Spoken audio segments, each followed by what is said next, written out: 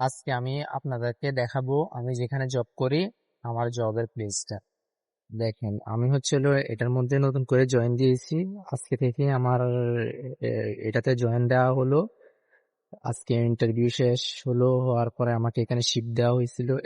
দেখেন, এটা চারিদিকে ভিউটা অনেক সুন্দর। আর জবটাও আশা করি অনেকটাই ভালো, একটা ভালো মানের জব। মানে আমার জন্য মনে হচ্ছে যে এটার মধ্যে জব করাটা আমার জন্য বেস্ট। এটা হলো ম্যাকডোনাল্ডস। এখানে বার্গার বিক্রি করা হয়, প্লাস হলো চারিদিকে লোকজন আসে আসে এখানে বার্গার খায়। দেখেন গাড়িগুলো কিভাবে দাঁড়িয়ে আছে, সবগুলো সারিবদ্ধভাবে দাঁড়িয়ে আছে। তো আমিও আছি আজকে বৃষ্টির মধ্যে।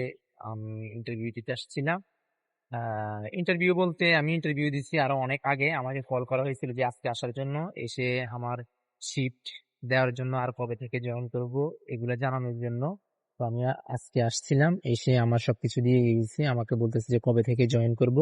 তো আমি বললাম যে উম, কালকে থেকে জয়েন করা যাবে, সমস্যা নাই। কিন্তু আমাকে আমার প্রিন্সিপাল বলতেছে যে কালকে থেকে না, তুমি শুক্রবার থেকে জয়েন করি। আমার জব জবের সময় রাত 8টা থেকে রাত 1টা পর্যন্ত। আর সবকিছু মিলিয়ে একেবারে পারফেক্ট। আমার ক্লাস টাইম সবকিছু মিলিয়ে আমার যে সময়টা দিয়েছিল, আমার মনে হয় যে এই সময়টা আমার জন্য অনেকটাই পারফেক্ট এবং কি ভালো একটা সময়। মানে সবকিছু মিলিয়ে একেবারে ঠিক আছে, কি বলবো আর।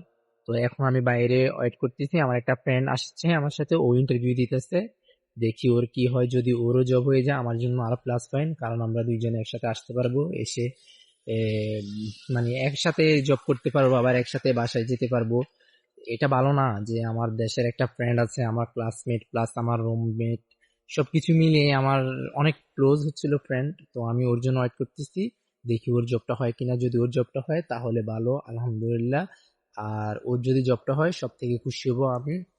আজকে এতটুকু পর্যন্তই, সবাই আমার জন্য দোয়া করবেন। ওকে, আল্লাহ হাফেজ।